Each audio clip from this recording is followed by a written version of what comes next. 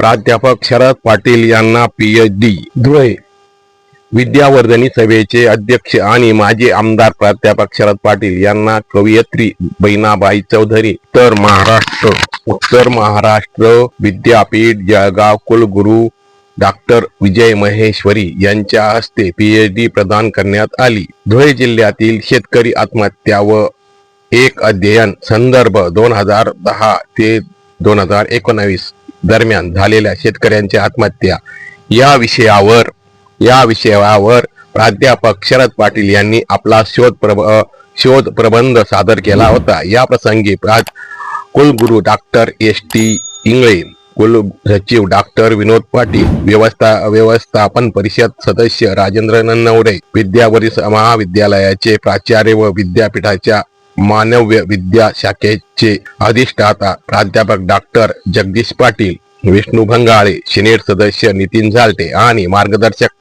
Doctor Sudam Rathod या प्रसंगी उपस्थित होते. प्राध्यापक शरद पाटील यांनी शेतकऱ्यांच्या आत्महत्या गंभीरता ध्यानात आल्याने 2005 पासून धुळे जिल्ह्यातील शेतकऱ्यांच्या आत्महत्या संदर्भात सामाजिक व राजकीय स्तरावरून केलेले काम आजवर त्या संदर्भात त्यांचा अभ्यास व संशोधन त्यांनी शैक्षणिक अनुबंधात मांडले आहे. शेतकऱ्यांचे संशोधन हे अतिशय उत्तम मानले आहे.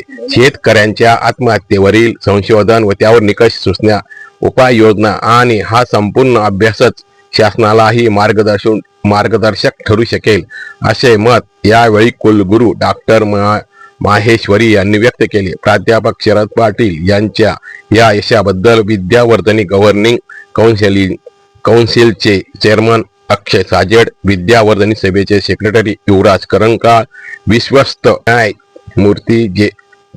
न्याय जे टी देशले, व्हाईस चेअरमन उदय सिनकर, सदस्य डॉक्टर दिलीप पाटील, विनोद अग्रवाल यांच्या सह असंख्य मित्रांनी, हितचिंतकांनी, युवा बिरादरी यांनी व्यक्तिशः सोशल मीडियावर सदांचे अभिनंदन केले आहे.